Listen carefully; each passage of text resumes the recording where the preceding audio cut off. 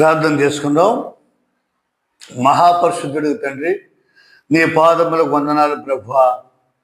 నీ కృపతో మమ్మల్ని ఇంతవరకు భద్రపరిచి ప్రభువా తండ్రి సజీవ లెక్కల్లో ఉంచినందుకు నీకు వందనాలు, స్తుతులు, స్తోత్రాలు ప్రభువా. తండ్రి ఇదిగో ఈ సోఫియా జోసెఫ్ మినిస్ట్రీస్ ద్వారా ప్రభా బైబుల్ చరిత్రని తెలియజేస్తుండగా ప్రభా తండ్రి ఇదిగో ఇప్పటి వరకు 11 ఎపిసోడులు నడిపించినందుకు మీకు వందనాలు, స్తుతులు, స్తోత్రాలు తండ్రి. తండ్రి ప్రభా తండ్రి ఇదిగో ఈ దినమున మరి ప్రభు 12వ ఎపిసోడ్ మొదలు పెట్టుతుండగా తండ్రి మీరే నాకు సహకరించి తండ్రి మీరే నాతో మాట్లాడి ఘనత మహిమ మీరే పొందమని ప్రభు అయిన యేసు నామమున ప్రార్థించి వేడుకొంటున్నాను తండ్రి. ఆమేన్, ఆమేన్. ప్రియ పాఠకులారా, గత సంచికలో నేను ఈ తర్జుమాల గురించి, ట్రాన్స్లేషన్ ప్రపంచం గురించి తెలియచేస్తూ మరి పరిశుద్ధాత్మ దేవుడు ఎంతమందిని ఈ ట్రాన్స్లేషన్ చేయటానికి, తర్జుమా చేయటానికి బైబిల్ని ఎన్నుకున్నారో, ఎలా చేశారో చెప్పుకుంటూ వస్తూ 11వ ఎపిసోడ్ వరకు మీకు చెప్పడం జరిగింది. ఈ 12వ ఎపిసోడ్లేక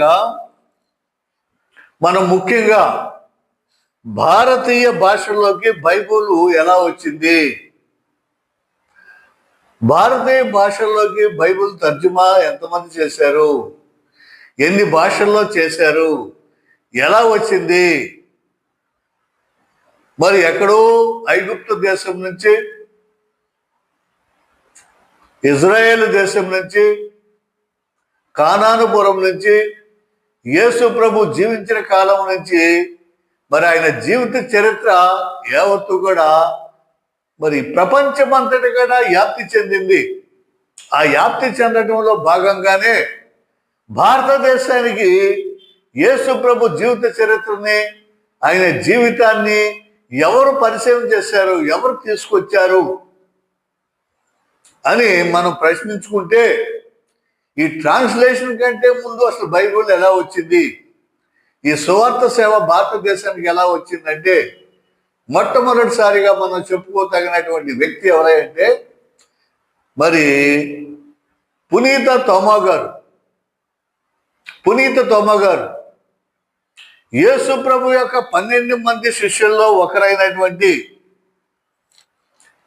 ఈ పునీత తోమా గారు భారతదేశానికి వచ్చారు.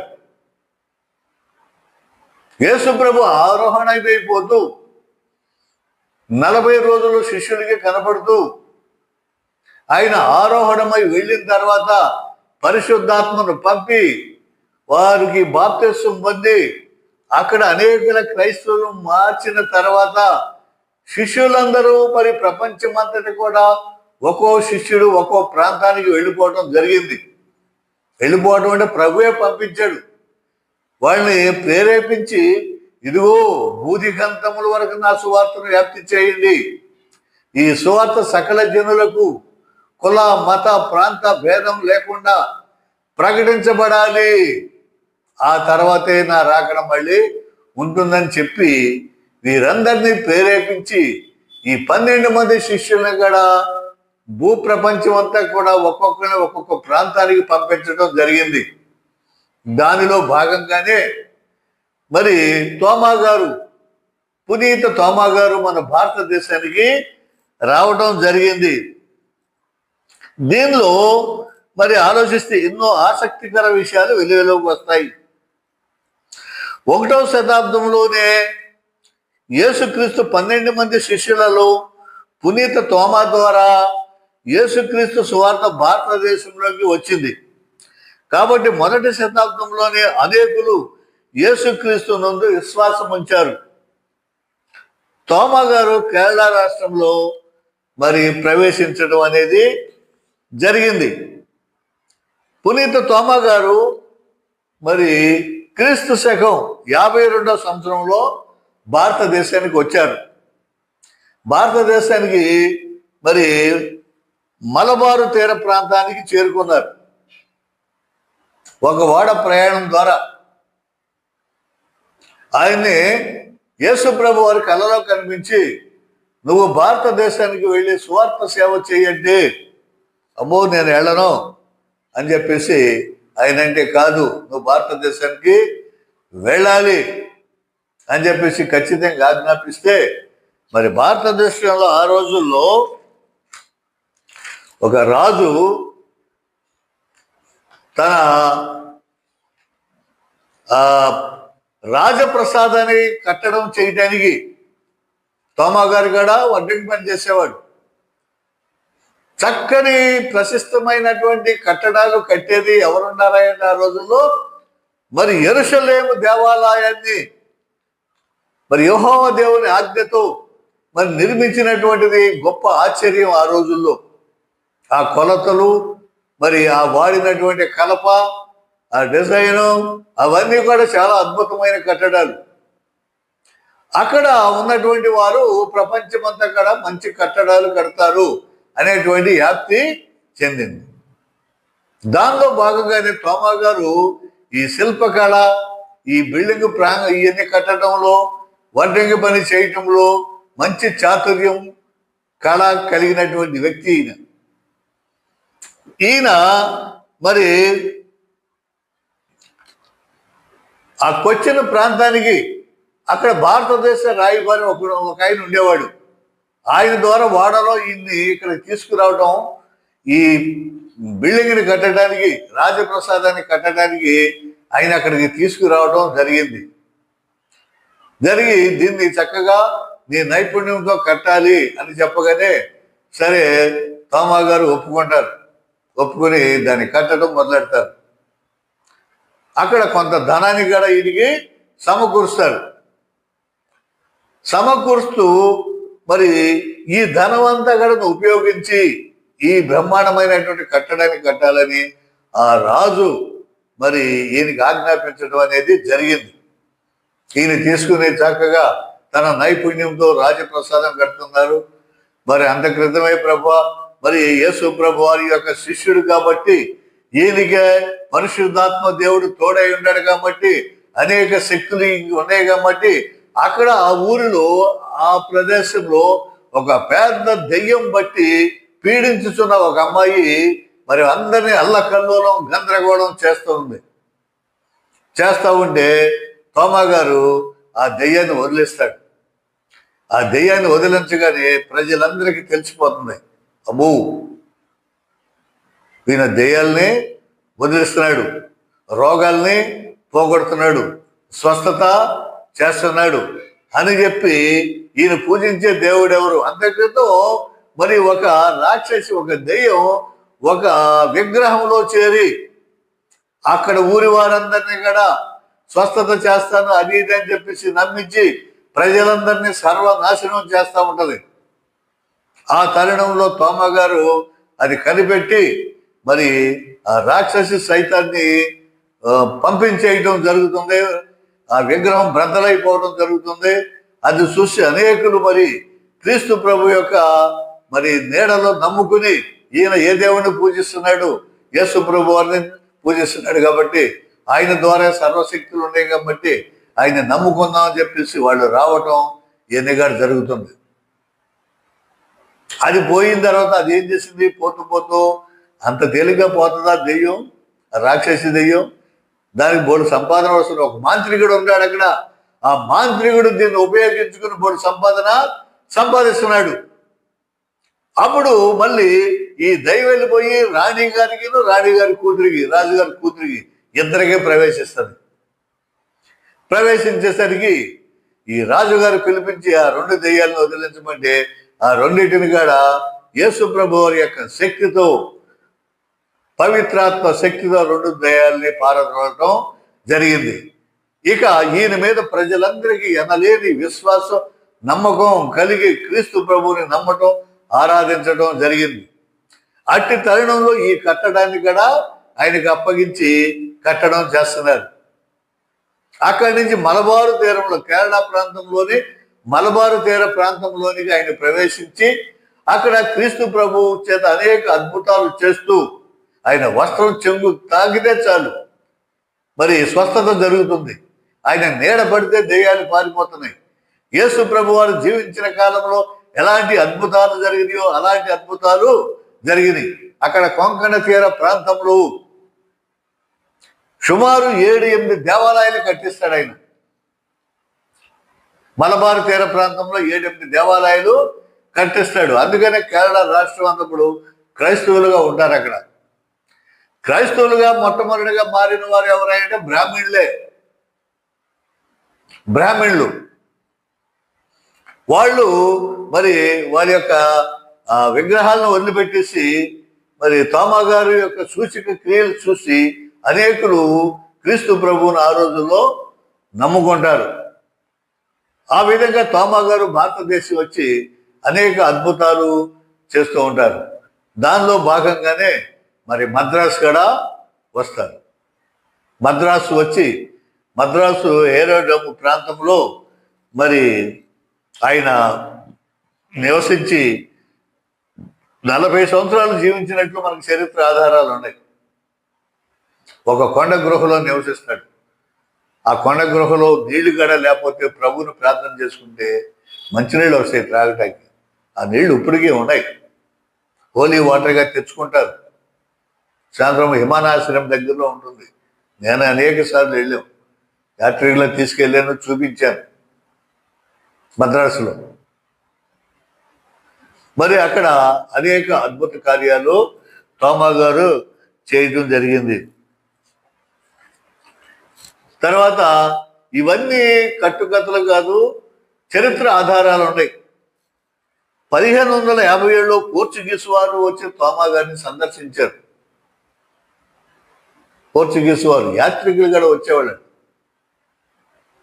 యాత్రికులు వచ్చి చరిత్ర అంతా కూడా ఆధారాలను చూసి తమ పుస్తకాల్లో రాసుకున్నారు.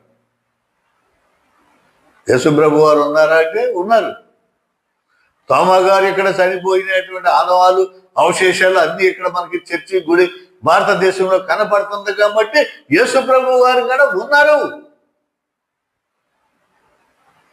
తోమా గారు కూడా అందులో ఎలాంటి శిష్యుడో తెలుసా? ఖచ్చితమైనటువంటి మనిషి.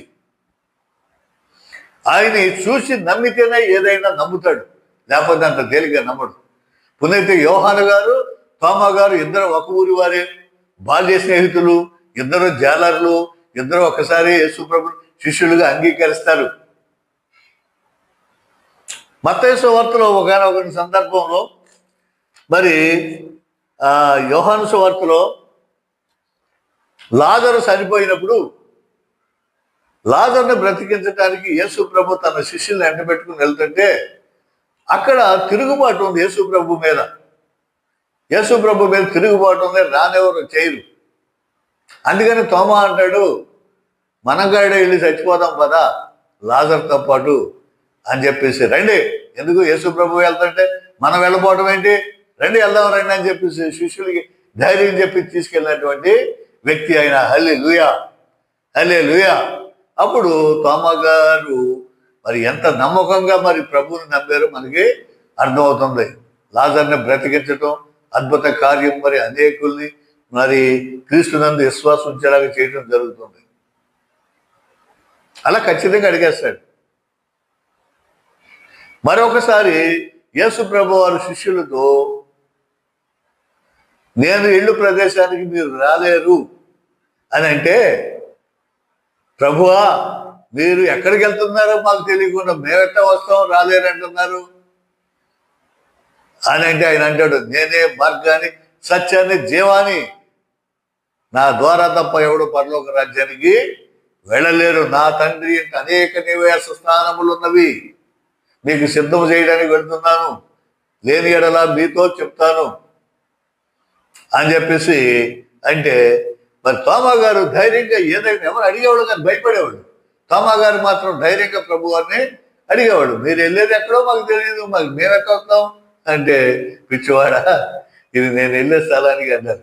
అక్కడ మరి ఈ నన్ను చూసిన వాళ్ళు నా తండ్రిని చూసినట్లే, నా తండ్రిని చూసినట్లే అని చెప్పేసి ఆయన చెప్తా ఉంటాడు.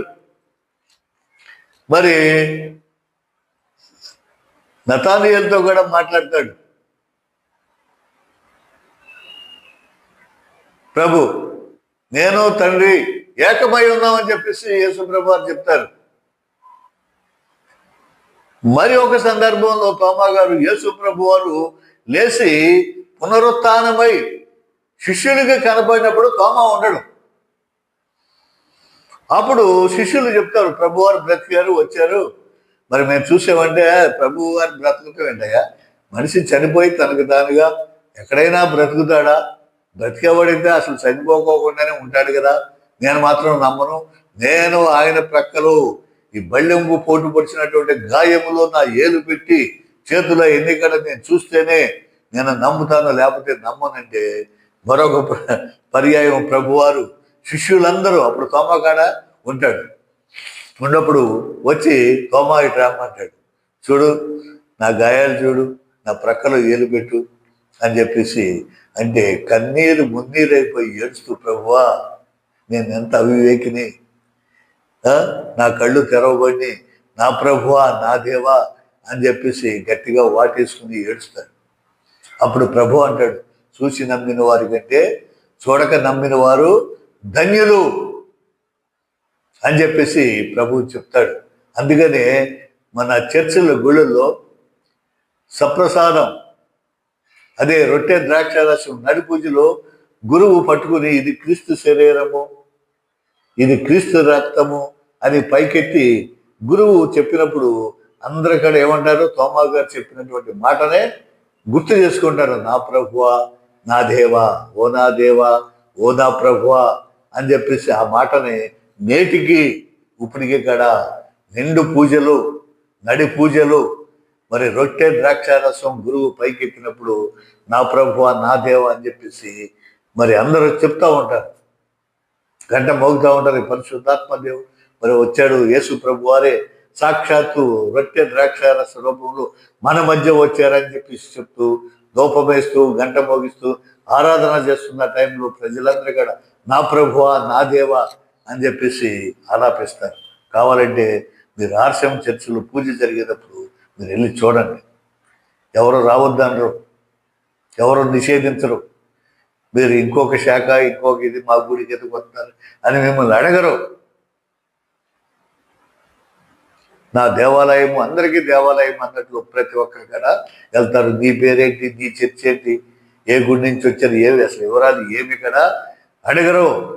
వెళ్ళి పాల్గొనవచ్చు, ఆ రొట్టె ద్రాక్షారస ఆరాధన చూడొచ్చు, సప్రసాద ఆరాధన కూడా చేస్తూ ఉంటారు.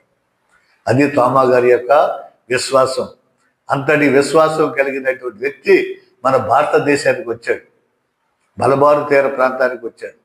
మలబారు తీర ప్రాంతం నుంచి మరి కేరళ రాష్ట్రానికి వచ్చాడు. కేరళ నుంచి మద్రాసు వచ్చాడు. మద్రాసు వచ్చి అనేక అద్భుతాలు చేస్తూ ఉన్నారు. రోగ పీడితులు మరి అనేకులు పరుగు పరుగు ఎక్కడుంటే అక్కడ తండోపతండాలుగా జనం వచ్చేస్తూ ఉంటారు. అక్కడ అనేక మూఢనమ్మకాలు ఉండేవి ఆ రోజుల్లో. ఆ రోజుల్లో అనేక మూఢనమ్మకాలు ఉండేవి. ఆ మూఢనమ్మకాల్లో ఏమిటంటే ఈ బ్రాహ్మిన్స్ ఉన్నారు చూసారా, వాళ్ళకి అలవాటు ఏంటంటే ప్రొద్దున్నే లేచి నదీ తీరాల్లో లేకపోతే సముద్ర తీరం మరి కాలువలు ఎక్కడైతే నీళ్లు ఉంటాయో ఆ నీటిలో సూర్యుడికి అర్ఘ్యం ఇస్తూ ఉంటారు. జపాలు చెప్పి మరి అర్ఘ్యం నీళ్ళు అట పైకి సూర్యుడికి ఎగరేస్తూ ఉంటారు. అంటే సూర్య భగవానుడని వాళ్ళకి నమ్మకం బాగా.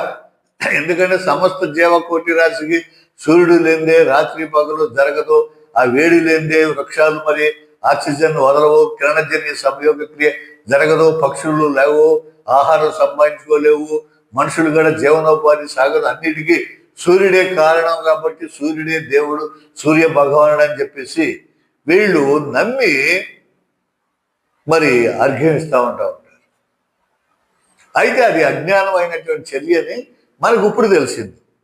సైన్స్ కనిపెట్టబడిన తర్వాత సూర్యుడు చంద్రుడు కూడా దేవుడు సృష్టించాడు, వాటి వల్లే రాత్రి పగలు ఏర్పడుతున్నాయి. చంద్రుడు ఉన్నాడు.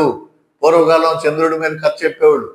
పెదరేసి పెద్దమ్మ ఉందని, అక్కడ ఉయ్యాలు ఊగుతూ ఉందని, చందమామ రావే జాబిల్లి రావే అని చెప్పేసి పాటలు పాడుకుంటూ గోరు ముద్దలు తినిపిస్తూ పిల్లల్ని వెన్నెల్లో తిప్పేవాడు.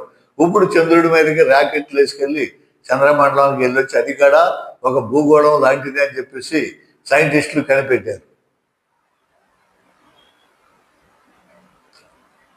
ఇవన్నీ కూడా ఆ కాలం నాటి ఉన్నటువంటి మరి అజ్ఞానంతో ప్రజలు జీవిస్తూ ఉండేవాడు. ఆ తర్వాత వర్షం పడతా ఉంటుంటే పిడుగులు పడతా ఉంటాయి. పిడుగులు ఉరుములు తడ తడ తడ పెడుతూ ఉంటుంటే మరి అర్జున పల్గొన బాలింతులు ఉన్నారు, సూలింతులు ఉన్నారు అని చెప్పేసి మరి పురాతనమైనటువంటి పెద్దలు చెప్పి ఆ పిడుగులు పడితే ఆ పిడుగు ఎక్కడో పేడ మీద పెడితే బంగారం అవుతుందని, ఇంకో చాట పడితే ఇది అవుతుందని రకరకాల మూఢనమ్మకాలు చేసేవాడు. కానీ ఇప్పుడు కాదు. ఆ గాలిలో కొన్ని వేల మెగావాట్ల ఈ మేఘాలు 7-8 రకాల వాయువులన్నీ కూడా ఆకాశంలో సమ్మేళనం జరిగి ఇవి కదలికి వచ్చినప్పుడు ఈ ఒకదానికి ఒకటి రాపిడి జరిగి విద్యుత్ పుట్టి ఆ విద్యుత్ శక్తి అంతా కూడా 2 కరెంటు తీగలు అంటే పట్ పట్ పట్ శబ్దం వస్తుంది. అదే విధంగా అక్కడ ఈ కరెంటు విద్యుత్ పుట్టి ఆ విద్యుత్ అంతా కూడా ఒకే చోటికి కేంద్రీకరణ పడుతుంది. తాడి చెట్టు మీదకో ఎత్తు చెట్టు మీదకో భూమి మీదకి ఎక్కడ పడితే అక్కడ ఆ విద్యుత్తుతో నల్లగా మాడి మసి అయిపోతుంది. మనుషుల మీద పడితే చచ్చిపోతారు, పశువుల మీద పడితే చచ్చిపోతారు. అది విద్యుత్ శక్తి అని చెప్పేసి ఇప్పుడు మనవాడు కనిపెట్టారు. కానీ మనకు తెలియనటువంటి కాలంలో నిజమే అర్జునుడు రథం వేసుకెళ్తున్నాడంట, రథం శీల ఊడిపోయిందంట, ఊడిపోయి కింద పడితే అదే పిడిగంట అని చెప్పేసి రకరకాలుగా అనుకునేవాడు. దానిలో భాగంగానే అక్కడ మరి ఆ సముద్ర తీర నదీ తీర ప్రాంతంలో బ్రాహ్మణ్స్ ఏం చేసేవాడు అంటే సూర్యుడికి అర్ఘ్యం ఇచ్చేవాడు నీళ్లు. ఇది చూశారు తామగారు.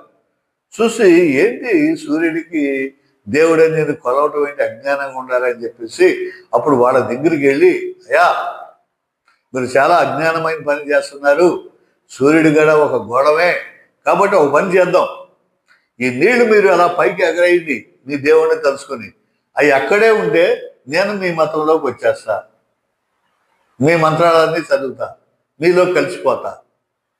లేదు నేను నా యేసు ప్రభు వారికి నా యేసయ్యకి ప్రార్థించి నీళ్లు పైకి ఎగరేస్తా, అవి అక్కడే ఉండి అనుకో పడకుండా మీరు నా యేసు ప్రభు యొక్క మతాన్ని అవలంబించండి, దేవుణ్ణి నమ్ముకోండి, యేసుక్రీస్తుని నమ్మండి అని చెప్పేసి అన్నప్పుడు వాళ్ళు అదెలా సాధ్యమయ్యా, అదెలా సాధ్యం అవుతుంది, నువ్వు ఎగరేసిన కిందే పడితే మేము ఎగరేసిన కిందే పడితే అని చెప్పేసి అనేసరిగా ఆ మాటగాళ్ళు కట్టుబడి ఉంటారు.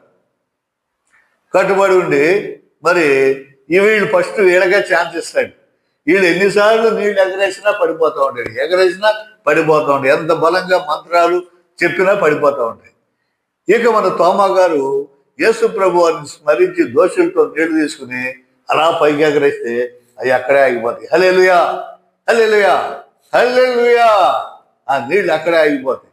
ఆగిపోయేసరికి వీళ్ళందరికీ కూడా ఆశ్చర్యం, ఏంటి మనం ఎగరైతే కింద పడిపోతుంది, ఈయన ఎగరేస్తే నీళ్ళు అక్కడే ఉంటున్నాయి, నీళ్ళు అక్కడే ఉండడం ఏంటని చెప్పేసి అప్పుడు ఇదేదో శక్తి ఉంది యేసు ప్రభువులో, ఏదో నిజమైన దేవుడు ఈయన తలుచుకుంటే ఏదైనా చేయగలడు, దయ్యాలు వదిలిపోతున్నాయి, చనిపోయిన వాళ్ళు బ్రతుకుతున్నారు, రోగాలు పోతున్నాయి, జబ్బులు పోతున్నాయి, ఏది కావాలో అది జరుగుతుందని చెప్పేసి వాళ్ళందరూ కూడా ఒక్కొక్కరు కూడా క్రీస్తు ప్రభువుని అంగీకరించడం, బాప్తిసం తీసుకోవటం, ప్రభువుని నమ్ముకోవడం అనేది కూడా జరిగింది. హల్లెలూయా హల్లెలూయా. ఈ విధంగా మొట్టమొదటిసారిగా భారతదేశంలో క్రైస్తవ్యాన్ని అవలంబించి అభివృద్ధి చేసినటువంటి వ్యక్తి తోమా గారు, పునీత తోమా గారు, పరిశుద్ధ తోమా గారు.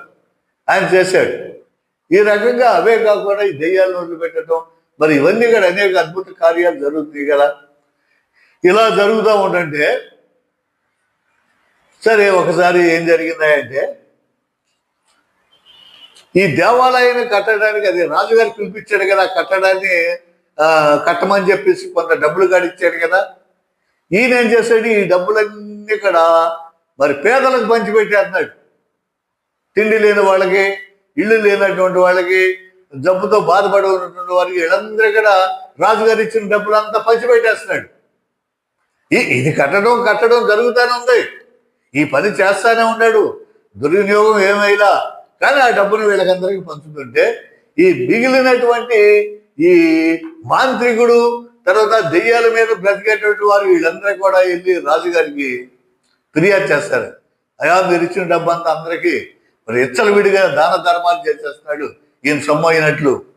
ఆ డబ్బు వల్ల వీళ్ళందరూ ఆయన వెనకాల పడిపోతున్నారు, యేసు ప్రభువుని నమ్ముకుంటున్నారు, మాయ మాటలు చెప్పి చేసేస్తున్నాడు అని చెప్పేసి లేనిపోని మాటలన్నీ కూడా రాజుగారికి చెప్పేసరికి ఆ రాజుగారు ఏం చేశాడు, ఆయన ఎత్తి జైల్లో పడేసినాడు. అప్పుడు తోమా గారిని బంధించి జైల్లో వేయటం జరిగింది. జైల్లో పెట్టేశారు. నేను ఇంత డబ్బు ఇస్తే నువ్వు ఇష్టం వచ్చినట్టు మత ప్రచారం చేస్తావా, డబ్బులు అందరికి ఇచ్చేస్తావా, యేసు ప్రభు దేవుడు అని చెప్తావా, ఇంతమంది మా దేవతలు ఉన్నారు వీళ్ళందరినీ కాదంటావా, విగ్రహాలన్నీ తీపిచ్చేస్తావా, ఏంటి నీ ఉద్దేశం అని చెప్పేసి ఆయన మీద అభియోగాలు తీసుకొచ్చి ఆయన జైల్లో పెట్టించి కొట్టించడం చేయటం అనేది కూడా నానా చిత్రహింసలు పెట్టేస్తారు. తోమా గారిని పెట్టేస్తే తోమా గారు ఆ జైల్లోనే ప్రార్థన చేసుకుంటూ ఉంటారు. ఈ లోపు ఏం జరిగింది అంటే మరి ఆ రాజుగారి తమ్ముడికి జబ్బు చేసి మరి చనిపోవడం జరిగింది. అప్పుడు తోమా గారికి తెలిసి మరి నేను బ్రతికిస్తాను, నన్ను తీసుకురాని అంటే తోమా గారిని తీసుకురాగానే ఆ తమ్ముడు బ్రతికిస్తాడు. రాజుగారి తమ్ముడిని బ్రతికిస్తాడు. హల్లెలూయా, హల్లెలూయా, హల్లెలూయా. ఈ చనిపోయినటువంటి వ్యక్తిని ఎప్పుడైతే బ్రతికించాడో మరి అనేకులు మరి క్రీస్తు నామంలో బాప్తిస్మం పొందడం, క్రీస్తుని నమ్ముకోవటం అనేది జరిగింది. ఈ రకంగా సువార్త ప్రచారం చేసుకుంటూ మద్రాసు సాయంత్రం మరి అక్కడ విమానాశ్రయం దగ్గర ఆ కొండ గృహలో 40 సంవత్సరాల నుండి అక్కడ ప్రార్థన చేసుకుంటూ సెలువు చేసుకుంటా మరి ప్రచారం చేసుకుంటా ఉన్నాడు. మళ్ళీ యువతల గుడి ఒకటి ఉంది, మొత్తం 3 గుళ్ళు ఉంటాయి తోమా గారి గుళ్ళు. చేసుకుంటుంటే ఇక వీళ్ళు ఏం చేస్తారు, బ్రాహ్మిన్స్ కొంతమంది మారనటువంటి వారు, మాంత్రికులు మరి ఈ చేసేవాళ్ళు వీళ్ళందరూ కూడా ఎలా చంపాలి, ఈయన ఎలా అరకట్టాలని చెప్పేసి ఆలోచన చేస్తూ ఉండగా ఆ రోజుల్లో తోమా గారికి గిట్టనటువంటి విషయం వ్యభిచారం చేయొద్దు, బహుభార్యత్వం ఉండకూడదు, చేసుకున్నటువంటి భార్యతోనే కాపురం చేయాలి, తల్లిదండ్రుల్ని గౌరవించాలి అని చెప్పేసి ఆ 10 ఆజ్ఞలు బోధిస్తూ ఖరాఖండిగా మరి చెప్తా ఉన్నాడు. ఆ రోజుల్లో విచ్చలవిడిగా వ్యభిచారం జరిగేది. ఎందుకంటే అప్పుడు ఏం చేసేవాళ్ళు అంటే బ్రాహ్మణులు వారికి నచ్చినటువంటి స్త్రీని వాళ్ళు సంయోగం చేసేవాళ్ళు, తీసుకెళ్ళిపోయేవాళ్ళు అంతే. ఒక ఆదివారం లేకపోతే సోమవారం వచ్చి మన ఇంటికి వచ్చి, ఇదిగో నీ కూతురు బాగుందా నాకు పంపించమంటే పంపించాల్సిందే, నీ భార్య బాగుందాయా పంపించమంటే పంపించాల్సిందే. మొట్టమొదటిసారిగా పెళ్లి చేసి మొదటి రాత్రి మరి బ్రాహ్మణులతోనే సంయోగం చేయించేవాడు. ఎందుకంటే మరి బ్రాహ్మణుడు అంటే ద్విజుడు అని పేరుండేది. ద్విజుడు అంటే 2 జన్మలు కలిగినటువంటి వాడు, పరలోకానికి డైరెక్ట్గా తీసుకెళ్లేవాడు, బ్రహ్మ జ్ఞానము కలిగినటువంటి వాడు, బ్రహ్మ యొక్క తల నుంచి పుట్టినటువంటి వాడు, బ్రహ్మ జ్ఞానం కలిగినటువంటి బ్రాహ్మణుడు. కాబట్టి మొట్టమొదటిసారిగా మరి మొదటి రాత్రి 2వ రాత్రి ఆయన ఇష్టం చేస్తే మంచి సంతానం పుడుతుందని, మంచి పిల్లలు పుడతారని చెప్పేసి నమ్మించి భార్యని మరి అతనికి అప్పచెప్పేవాడు, చేసేవాడు. ఇలా వాళ్ళు ఇచ్చలవిడిగా వ్యభిచారం చేస్తూ ఉండేవాడు. ఆ దేశపు రాజు కూడా అనేక మంది భార్యల్ని చేసుకుని రోజుకి ఎంతమంది మరి ఆయన వాడుకుంటాడో తెలియదు, అంతమంది బహుభార్యత్వం కలిగినటువంటి వాడుగా ఉండేవాడు. అది తోమా గారికి గిట్టగా ఇది మంచిది కాదు, నరకానికి వెళ్తారు, ఇది పాపం, ఇలా చేయకూడదు అని చెప్పేసి మరి యోహాను మరి గారు చెప్పినటువంటి మరి మోషే గారి యొక్క ధర్మశాస్త్రం అంతటినీ బోధిస్తూ ఆ 10 ఆజ్ఞలు బోధిస్తూ ఎలుగెత్తి చాటుతూ ఉంటుంటే వీళ్ళందరూ కూడా వెళ్ళి రాజుగారి దగ్గరికి వెళ్ళి, అయ్యా రాజుగారు మీ మీద లేనిపోయి చెప్తున్నాడు, మీరు చాలా మంది భార్యలు ఉంచుకున్నాడంట, చాలా మందిని పాడు చేస్తున్నారంట, అట్లా చేయకూడదు అని చెప్పేసి ఈయన వ్యతిరేకంగా మీకు మరి ప్రచారం చేస్తున్నాడు అని చెప్పేసరికి రాజుగారు ఏం చేద్దామేంటయ్యా, ఈయన బ్రతికి ఉంటే ఇంకా చాలా మందిని మార్చేస్తాడు, మన సాంప్రదాయాలన్నీ పోతాయి, మన సాంప్రదాయాలన్నీ కూడా మట్టి కొట్టుకుపోతాయి, మనం ఎందుకు పనికిరాము, మన విగ్రహాలు ఎందుకు పనికిరాము, మన దేవతలు ఎందుకు పనికిరారు. కాబట్టి ఆయన ఏదో ఒకటి చేయాల్సిందంటే సరే రాజుగారు ఆయన్ని చంపేయండి అంటాడు. తోమా గారిని చంపేయండి, మీ ఇష్టం, ఇక నా మీదే ఎలిగేషన్ తెస్తాడా, మీ మీద కాడా మరి దేవుడు లాంటి వారు మీరు, మీ మీద కాడ ఎలిగేషన్ చేస్తారా అని చెప్పేసి ఆర్డర్ పాస్ చేస్తాడు. పాస్ చేస్తుంటే ఇక్కడ 40 సంవత్సరాలు ఉన్నటువంటి గృహలో కొండపైన ఈయన మరి లోపల ప్రార్థన చేసుకుంటా ఉంటాడు. ప్రార్థన చేసుకుని ఆ కొండకి గృహం ఉంటుంది, మనిషి దూరేంత ఇది. మరి అక్కడి నుంచి వీళ్ళు ఈటెలతో పొడిచేస్తారు.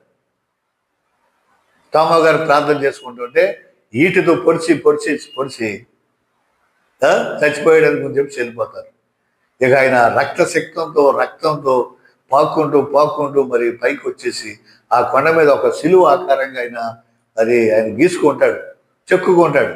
ఆ సిలువ దగ్గరికి వచ్చి నా ప్రభువా, నా దేవా అని చెప్పేసి భారతదేశాన్ని రక్షించు, కాపాడని చెప్పేసి చనిపోవటం జరుగుతుంది. ప్రాణాలు ఇడిచేస్తాడు.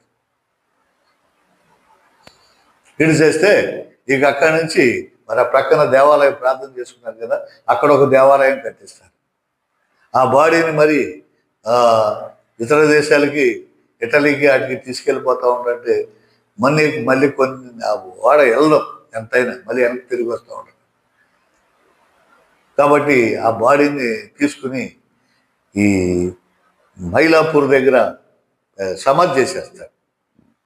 సమాధి చేసి దాని మీద పెద్ద దేవాలయాన్ని కడతారు. సెయింట్ థామస్ కెథీడ్రల్ దేవాలయాన్ని కట్టి నేను వెళ్ళాను, చూశాను. ఈ 3 దేవాలయాలు చూశాను. ఆ దేవాలయం బలిపీఠం అడుగుకున్న లోపల ఈ సమాధి ఉంటుంది. ఇప్పుడు అయితే ఆ పరిస్థితులు అక్కడ ఏం చేశారు, ఈయన కొన్ని అస్థికులు కొన్ని ప్రాంతాలకు తీసుకెళ్ళి అక్కడ మరి దేవాలయాలు కట్టేయడం జరిగింది. ఎక్కడ అస్థికులు 1-2 కొన్ని ఉంచారు. మరి వెనకాల మ్యూజియం ఉంటుంది. ఆ మ్యూజియంలో తోమా గారు వాడిని కుర్చీ, వాడినటువంటి మరి వస్తువులు ఇవన్నీ కూడా మ్యూజియము ఇప్పటికే ఉంది అక్కడ. మళ్ళీ అక్కడ ఒక లైబ్రరీ ఉంటుంది. ఆ లైబ్రరీలో తోమా గారి జీవిత చరిత్ర గురించి మరి విదేశీ యాత్రికులు వచ్చి ఆయన రాసినటువంటి గ్రంథాలు, పుస్తకాలు అవన్నీ కూడా అక్కడ భద్రపరిచారు.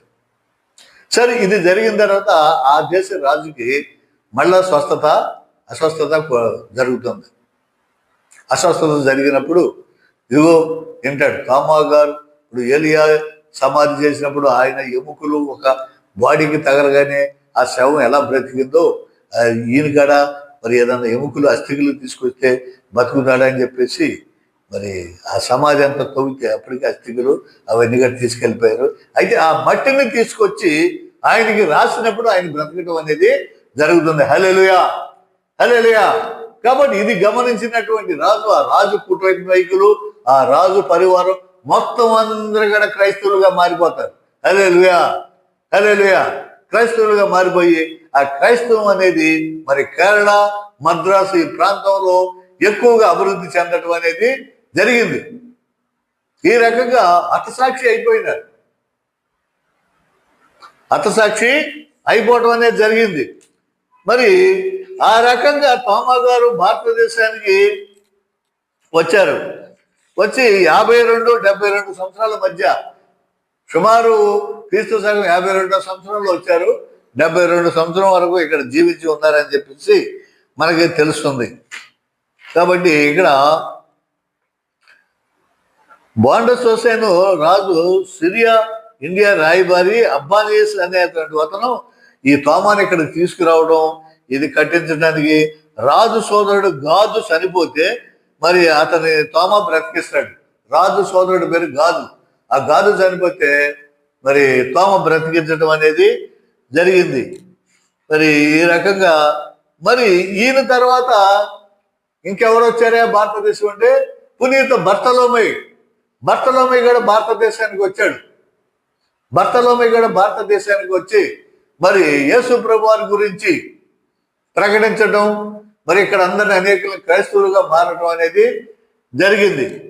కాబట్టి ప్రియమైన క్రైస్తవ సహోదరులారా, మరి ప్రప్రథముగా భారతదేశానికి వచ్చినటువంటి మరి యేసు ప్రభు శిష్యులు ఎవరైతే పునీత తోమా గారు. వీటన్నిటికీ ఊరికనే ఒక తంపుడు మాటలు కాదు, చరిత్రగా ఆధారాలు ఉన్నాయి. ఇంతేకాకుండా ఆయన తమిళనాడు రాష్ట్రంలోని మద్రాసులో సుమారు 40 సంవత్సరాలు జీవించినట్లు ఆధారాలు ఉన్నాయి. మద్రాసులోని విమానాశ్రయం దగ్గర ఉన్న ఒక కొండ గృహంలో నివాసం ఉన్నట్లు, ఆయన దాహార్తిని తీర్చడానికి ఆయన ప్రార్థించినప్పుడు అక్కడ ఏర్పడిన నీటిని ఇప్పటి వరకు భక్తులు హోలీ వాటర్గా తీసుకువెళ్తారు. అక్కడ ఒక ప్రసిద్ధ దేవాలయం ఇప్పటికీ ఉన్నది. మరొక కొండపై ఈయన ప్రార్థిస్తుండగా శత్రువులు బళ్ళెంతో పొడిచి చంపిన ప్రదేశంలో ఒక దేవాలయాన్ని నిర్మించారు. ఆయన మరణించిన తర్వాత సమాధి చేయబడిన ప్రాంతంలో మరి బీచ్ ప్రాంతంలో ఒక పెద్ద దేవాలయం, అందులో తోమా గారు వాడిన వస్తువులు, కుర్చీలు మొదలగు పురాతన వస్తువులన్నీ కూడా మ్యూజియంగా ఉంచి ఆ మ్యూజియంలో పెట్టారు. తోమా గారు కేరళ, మద్రాసు నగరాల్లో జీవించిన కాలంలో అనేక అద్భుతాలు చేశారని చెప్పేసి నేను చెప్పాను. కాబట్టి ఆ విధంగా అపోస్తుడైన తోమా దేశానికి వచ్చిన తర్వాత చాలా కాలానికి రోమన్ క్యాథలిక్లు వచ్చారు. ఆయన వచ్చి మరణించి హతసాక్షి వెళ్ళిపోయిన తర్వాత వీరు వచ్చారు. వారు బైబిల్ని భారతీయ భాషలోకి అనువదించడానికి ప్రయత్నం చేశారు, ఇది ఈ రోమన్ క్యాథలిక్లు. ఆ తర్వాత క్రీస్తు శకం 1706లో ప్రొటెస్టెంట్ మిషనరీలైన జీగెన్ బాల్గ్ మరియు ప్రుటావులు భారతదేశానికి వచ్చారు.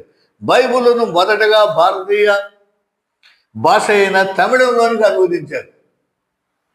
మొట్టమొదటిసారిగా భారతీయ భాషల్లో అన్నట్టు తమిళనాడే కదా అదంతా. ఆ తమిళనాడు ప్రాంతంలో ఆయన చనిపోయాడు కదా, కాబట్టి తమిళ భాషలోకి అనువదించడం ఘనత బీగెన్ బార్గ్కే లభిస్తుంది. ఆ తర్వాత భారతీయ భాషల్లోనికి బైబిల్ అనువదించిన ఘనత విలియం కేరీకి దక్కుతుంది. ఆ విలియం కేరీ కూడా మహాభక్తుడు, ఒక దైవదూతని కూడా చెప్పవచ్చు. కాబట్టి ఈ రకంగా ఈ తోమా గారు గురించి ఎందుకు ప్రస్తావన వచ్చిందంటే, స్వయాన యేసు ప్రభు శిష్యుడు కాబట్టి ఆయన గురించి చెప్పాలి. మన భారతదేశానికి ఏ రకంగా సందర్శించింది, ఏ రకంగా మరి బైబిల్ వచ్చింది, ఏ రకంగా క్రీస్తు సువార్త సేవ చేశాడు, ఏ రకంగా మరి హతసాక్షి అయి చనిపోయాడు, ఇవన్నీ కూడా మనకి తెలియాలి. తర్వాత బర్తలోమయ్య గారు వచ్చారు. మరి ఎంతమంది వచ్చిన తర్వాత మరి అనేక భక్తులు వచ్చి, విలియం కేరీ గారు చాలా చెప్పుకోదగినటువంటి వ్యక్తి, భార్య బిడ్డలు కోల్పోయి అనేక భాషల్లోకి ఆయన మరి అనువాదాన్ని ఎలా చేశారు, ట్రాన్స్లేషన్ ఎలా జరిగింది, ఇప్పుడు ఇంతమంది అనేక భాషల్లో మరి భారతీయ భాషల్లో బైబుల్ చదువుకుంటున్నామంటే దాని పుణ్య పురుషులు కృషి మరి ఎవరెవరు చేశారు అనేది మనం పూర్తిగా మనం తెలుసుకోవడం అనేది మన బాధ్యత, ప్రియమైన క్రైస్తవ సహోదరి సహోదరులారా. కాబట్టి మరి వచ్చే ఎపిసోడ్లో నేను విలియం కేరీ గారి గురించి చాలా చెప్పాల్సింది ఉంది. ఆ విలియం కేరీ గారి గురించి నేను క్షుణ్ణంగా మీకు తెలియజేస్తాను. కొద్ది కొద్దిగా తెలుసుకుని మరి ఆ యేసు ప్రభు మరి జీసస్ క్రైస్టు ఆ రోజుల్లో మరి ఎలాంటి అద్భుతాలు జరిగినాయో ఈ రోజుల్లో కూడా అలాగే జరుగుతున్నాయి. నిన్న నేడు నిరంతరం ఏకరీతిగా ఉన్నటువంటి ప్రభు మన ఎల్లవేళలా కాచి కాపాడుతున్నారు. కాబట్టి బైబిల్ చదువుకోవటం, బైబిల్ చరిత్ర వినడం అనేది చాలా అదృష్టంగా మరి భావించుకుని మన జీవితాన్ని ధన్యం చేసుకోవాలని చెప్పేసి నేను తెలియజేస్తున్నాను. ప్రార్థన చేసుకుందాం. పరిశుద్ధుడు తండ్రి, నీ పాదముల వందనాలనైనా ప్రభా, నీ కృపతో ప్రభా మమ్మల్ని ప్రభా కాచి కాపాడి చక్కని బైబిల్ చరిత్రను ప్రభా ప్రజలందరికీ తెలియజేయడానికి మరి ప్రేరేపణ ఇచ్చి నేను తెలియజేస్తూ ఉండగా ప్రభా వారు చక్కగా విని ఇది అనేకులకి షేర్ చేసి వాళ్ళు కూడా వినే భాగ్యం దయచేయమని, వారి కుటుంబాలని వాళ్ళని ఆశీర్వదించమని యేసుక్రీస్తు పుణ్యనామం అడిగి వేడుకున్నాం తండ్రి. ప్రియమైన సహోదరులారా, మీరు షేర్ చేయండి, సబ్స్క్రైబ్ చేయండి, అది చాలా ముఖ్యం. సబ్స్క్రైబ్ చేసి షేర్ చేస్తే అనేకులు కూడా తెలుసుకుంటారు. అది మీకు చాలా ఉపయోగకరంగా ఉంటుంది. దేవుడు మిమ్మల్ని ఆశీర్వదిస్తారు, మీ కుటుంబాలే దీవిస్తారని చెప్పి నేను ఆశిస్తున్నాను. అందరికీ నమస్కారం.